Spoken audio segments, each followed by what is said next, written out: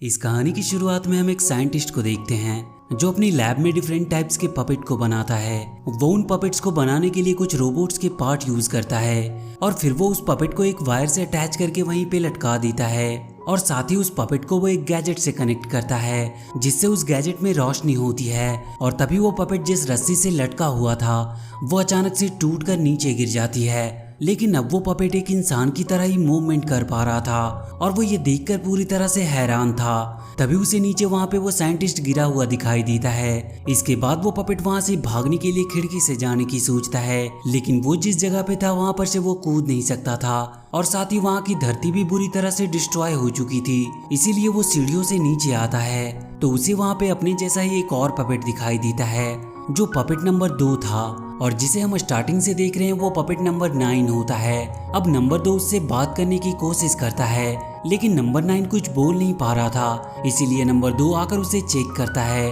तो उसे पता चलता है कि नंबर 9 के अंदर कम्युनिकेशन वाला गैजेट गायब है, इसीलिए वो उसे अपने साथ ले जाता है और उसके अंदर कम्युनिकेशन करने वाला गैजेट फिट करता है जिससे नंबर 9 बोलने लगता है। तभी उन दोनों को वहाँ पर किसी के आने का पता चलता है, इसीलिए नंबर 2 नंबर 9 को छुपने को कहता है और तभी वहाँ पर एक बड़ा सा स्केलेटन रोबोट आता है और वो नंबर 2 को मारने लगता है। ये सब देखकर नंबर 9 बुरी तरह से डर जाता है, लेकिन अब उसे स्केलेटन रोबोट ने देख लिया था मगर वो चालाकी से कहीं दूर जाकर छुप जाता है तो वो रोबोट नंबर 2 को अपने साथ ले जाने लगता है। लेकिन अब नंबर 9 डर के मारे बेहोश हो चुका था। कुछ देर के बाद नंबर 9 की आंख खुलती है तो उसके सामने एक और पपेट होता है जिसका नंबर 5 होता है। वो नंबर 9 का इलाज करता है और फिर वो दोनों आपस में बात करने लगते हैं, लेकिन तभी वहाँ पर उन पपेट्स का लीडर आता है और वो नंबर 5 से बहुत गुस्सा था क्योंकि वो नंबर 9 को बचाने के लिए बाहर आया था। वो उसे डांटते हुए कहता है कि तुम्हें मालूम है कि बाहर कितने डेंजरस रोबोट हैं, लेकिन नंबर 5 उसे स्केलेटन रोबोट के बारे में बताता है जिसके बाद वो लीडर उन दोनों को अपने साथ ले जाता है जहां वो नंबर 9 को आसमान की ओर देखकर बताता है कि कई साल पहले इंसानों और रोबोट के बीच में युद्ध हुआ था जिसकी वजह से ये पूरी जगह बर्बाद हो गई, लेकिन आखिर में सारे इंसान मारे गए और युद्ध के खत्म होने तक इस पूरी धरती पर केवल एक ही रोबोट बचा जो कि वो बड़ा सा स्केलेटन रोबोट है। वो नंबर 9 को एक चार्ट दिखाता है जिसमें कुछ मेंबर्स के ऊपर क्रॉस का निशान लगा हुआ था।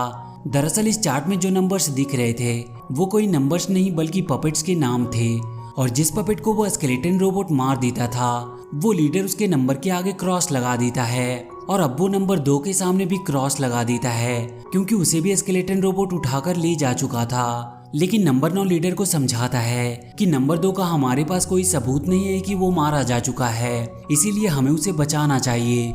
ये सुनकर नंबर 5 उसे वहाँ के वॉच टावर के ऊपर लेकर आता है जहाँ से उन्हें स्केलेटन रोबोट की फैक्ट्री दिखाई देती थी। तो वो दोनों मिलकर नंबर 2 को बचाने का एक प्लान बनाते हैं और वो दोनों स्केलेटन रोबोट की फैक्ट्री में आते हैं जहाँ उन्हें नंबर 2 कैद किया हुआ दिखाई देता है क्योंकि अभी तक स्केलेटन रोबोट ने उसे मारा नहीं था और इसीलिए ये दोनों नंबर 2 से बात करने लगते हैं। तभी वहाँ पर वो स्केलेटन रोबोट आ जाता है और वो उन पर अटैक करने लगता है जिससे बचकर वो पपेट भागने लगते हैं, लेकिन अब स्केलेटन रोबोट उन्हें मारने ही वाला था। तभी वहाँ पर नंबर 7 आ जाता है जो आते ही एक झटके में उस स्केलेटन रोबोट को मार देता है। उस पपेट नंबर 7 को देखकर नंबर 9 और नंबर 5 बहुत खुश होते हैं, पर तभी नंबर 9 को एक गैजेट दिखाई देता है तो वो उसे उठाता है और उसे सामने एक मशीन पर एक प्लग दिखता है तो नंबर 9 उस गैजेट को मशीन से अटैच कर देता है। उसे नंबर 2 रोकने की कोशिश करता है लेकिन अब बहुत देर हो चुकी थी और वो मशीन एक्टिवेट हो जाती है और वो नंबर 2 को अपनी तरफ खींचने लगती है। नंबर 9 ये देखकर काफी दुखी होता है। अब जैसे ही वो मशीन नंबर 2 की सोल को एब्जॉर्ब करती है तो वो पूरी तरह से रोबोट में बदल जाती है और फिर वो उन पपेट्स पर ही अटैक करने लगता है तो वो तीनों अपनी जान बचाकर वहां से भागने लगते हैं। लेकिन तभी पपेट नंबर 7 एक जगह पर आकर लटक जाता है और उसे रोबोट मारने ही वाला होता है, पर तभी नंबर 9 और नंबर 5 उसका ध्यान अपनी ओर खींचते हैं जिससे नंबर 7 की जान बच जाती है और अब वो तीनों उस रोबोट से बचकर वहां से बाहर आकर कहीं छुप जाते हैं। लेकिन नंबर 5 अब नंबर 9 पे काफी गुस्सा होता है क्योंकि उसकी लापरवाही की वजह से ही नंबर 2 मारा गया और वो रोबोट भी एक्टिवेट हो गया। लेकिन नंबर 7 उन दोनों को समझाकर वहां से ले जाता है। इधर फैक्ट्री में उस रोबोट ने अपने जैसा ही एक और रोबोट बनाया था जो कि उड़ भी सकता था। आगे हम उन तीनों को एक लाइब्रेरी में देखते हैं। तभी वहां पर 2 ट्विंस रोबोट्स आते हैं और वो उन तीनों को अपने साथ लेकर एक कमरे में जाते हैं, जहां वो ट्विंस उन तीनों को फ्लैशबैक में दिखाते हैं, जिसमें साफ साफ दिखाई दे रहा था कि इंसानों ने रोबोट्स को अपने फायदे के लिए बनाया था। लेकिन रोबोट्स ज्यादा इंटेलिजेंट होने की वजह से वो इंसानों पर राज करना चाहते थे, इसीलिए इंसानों और रोबोट्स के बीच में युद्ध शुरू हो गया था। ये सब देखकर नंबर 9 पूरी तरह से हैरान था। अब वो एक ड्राइंग बनाता है, जिसे देखकर नंबर 5 कहता है कि ऐसी ड्राइंग हमारा एक दोस्त भी बनाता है, तो उन्हें उस ड्राइंग का कुछ कनेक्शन लगता है। लेकिन अब वो वापस लीडर के पास जा नहीं सकते थे, क्योंकि अब वो बाहर जो आ गए थे और लीडर इसकी परमिशन कभी नहीं देता था। मगर नंबर 9 कहता है कि हमें लीडर के पास जाना चाहिए, जिससे हमें पता चल सकता है कि इस ड्राइंग का स्केलेटन रोबोट के साथ क्या कनेक्शन है। अब वो लीडर के पास आते हैं, जहां उन्हें उसका बॉडीगार्ड पकड़ लेता है और इसके बाद वो लीडर उन पे काफी गुस्सा करता है और वो नंबर 9 को ब्लेम करते हुए कहता है कि जब से वो यहाँ पर आया है उन पपेट्स पर मुसीबत ही आ रही है। पर तभी वहाँ पर पपेट नंबर 6 आता है, जिसके हाथ में सेम वही ड्राइंग थी जो पपेट नंबर 9 ने बनाई थी।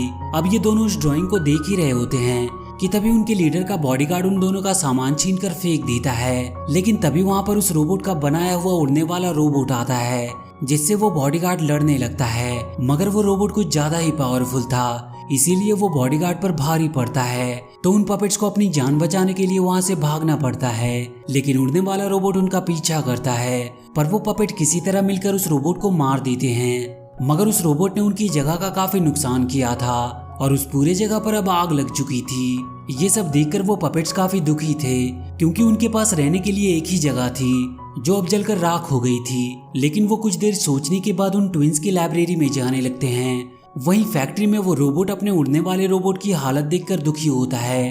तभी उसकी नजर पपेट नंबर 2 के बॉडी पर पड़ती है। इधर वो पपेट्स ट्विंस की लाइब्रेरी में पहुंच गए थे, तो पपेट नंबर 9 और 5 पपेट नंबर 6 के साथ उस ड्राइंग की बात करने लगते हैं, जिसे उनका लीडर सुन लेता है। तो वो पपेट नंबर 9 से कहता है कि अगर तुम्हें अपनी जान प्यारी है तो हमारी तरह छुप कर रहो। इसके बाद लीडर उन्हें नंबर 2 का एग्जाम्पल देते हुए कहता है कि नंबर 2 भी तुम्हारी तरह फिजूल की बातें करता रहता था और उसका अंजाम तुम लोगों ने देख ही लिया कि क्या हुआ। लेकिन यहाँ पर नंबर 9 को लीडर के ऊपर थोड़ा शक होता है और अब उसे पूरी बात समझ में आती है कि लीडर ने इसीलिए नंबर 2 को बाहर भेजा था, जिससे कि वो मारा जा सके। और ये देखकर बाकी के पपेट उसकी तरह सोचना बंद करे। फिर नंबर 9 लीडर से सच उगलवाता है, तो लीडर कहता है कि उसे ऐसा इसीलिए करना पड़ा क्योंकि इससे बाकी के पपेट्स की जान बच सकती थी। ये सुन के नंबर 7 लीडर के गले पर गुस्से में अपना वेपन रखता है, तो नंबर 9 किसी तरह उसे समझाकर शांत करता है। वहीं फैक्ट्री में उस रोबोट ने नंबर 2 की बॉडी को एक मशीन में बदल दिया था और अब वो उनके लीडर के बॉडीगार्ड को हिप्नोटाइज करता है और वो लीडर को पकड़ लेता है। अब इसके बाद वो मशीन नंबर 5 और नंबर 9 को हिप्नोटाइज करने लगती है, मगर नंबर 9 उससे बचकर लीडर को छुड़ाता है और तभी वहाँ पर नंबर 7 आकर उस मशीन का सामना करने लगता है। लेकिन वो मशीन नंबर 7 को अपने साथ ले जाता है, जिसके जाते ही लीडर को होश आता है और वो उन पपेट्स को वहाँ से किसी सेफ जगह पर जाने को कहता है। लेकिन नंबर 9 अपने दोस्तों को मुसीबत में छोड़कर जाना नहीं चाहता था, इसीलिए वो लीडर को वहाँ से जाने के बजाय अपने दोस्तों को बचाने को कहता है। अब वहाँ पर नंबर 2 की बॉडी गिरी हुई थी। वो पपेट उसकी बॉडी को आखिरी विदाई देते हैं और इसके बाद वो उस रोबोट की फैक्ट्री में आते हैं, जहाँ नंबर 9 5 को कहता है कि वो अंदर जाकर नंबर 7 को बचाता है और अगर थोड़ी देर बाद वो लौटकर ना आए तो वो इस फैक्ट्री को उड़ा दे। इतना कहकर वो फैक्ट्री के अंदर चला जाता है और नंबर 5 फैक्ट्री को ब्लास्ट करने के लिए जरूरी सामान इकट्ठा करने लगता है। वहीं नंबर 9 चुपचाप करके रोबोट के पास पहुंचता है, तो वो देखता है कि रोबोट लीडर के बॉडीगार्ड की सोल को एब्जॉर्ब कर रहा है। ये देखकर उसे काफी डर लगता है। अब वो रोबोट नंबर 7 की सोल को एब्जॉर्ब करने वाला था, इसीलिए नंबर 9 उसे फंसाने के लिए एक ट्रैप बिछाता है, जिसमें वो छोटा रोबोट फंस जाता है। जिसके बाद वो नंबर 7 को किसी तरह बचा लेता है। इधर लीडर को लगता है कि रोबोट ने नंबर 9 को पकड़ लिया, इसीलिए वो नंबर 5 से कहता है कि हमें ये फैक्ट्री को अभी ब्लास्ट कर देना चाहिए। लेकिन नंबर 5 को अपने दोस्त पर पूरा भरोसा था कि वो नंबर 7 को बचाकर बाहर ले आएगा, इसीलिए वो लीडर को ऐसा करने से मना कर देता है। पर तभी वहाँ से एक रोबोट गुजरता है जो कि फैक्ट्री के बाहर नजर रख रहा था और तभी वो पपेट्स को देख लेता है, इसीलिए वो अपने बॉस को ये बात बताने के लिए अंदर जाने लगता है। मगर वो पपेट उन्हें रोकने की पूरी कोशिश करते हैं, पर उसे वो रोक नहीं पा रहे थे। लेकिन सही टाइम पर वो लीडर किसी तरह उस रोबोट को रस्सी से बांध देता है और वो नंबर 5 से माचिस की तीली लेकर उसमें आग लगा देता है और वो फैक्ट्री को उड़ाने ही वाले होते हैं। लेकिन इस बार भी नंबर 5 उसे रोकता है, मगर लीडर अब उसकी कोई भी बात नहीं मान रहा था। लेकिन तभी नंबर 9 7 के साथ वहां से बाहर आता है तो नंबर 5 बॉम्ब में आग लगाकर फैक्ट्री में छोड़ देता है, जिससे वहां पर एक बहुत बड़ा धमाका होता है और फैक्ट्री पूरी तरह से जलने लगती है, जिसे देखकर वो पपेट्स काफी खुश होते हैं। लेकिन तभी नंबर 5 फैक्ट्री की तरफ देखता है तो उसे पता चलता है कि उस ब्लास्ट से उस रोबोट का कुछ भी नहीं हुआ और वो अब भी उनकी तरफ आ रहा था। इसीलिए वो अपने दोस्तों को ये खबर बताने के लिए उनकी तरफ भागता है। लेकिन अब रोबोट की हालत बिगड़ गई थी और उसे तुरंत ही अब एक पपेट की सोल एब्जॉर्ब करनी थी, जिससे वो ठीक हो सके। इसीलिए वो उन पपेट्स के सामने ही पपेट नंबर 5 को पकड़कर उसकी सोल एब्जॉर्ब करने लगता है।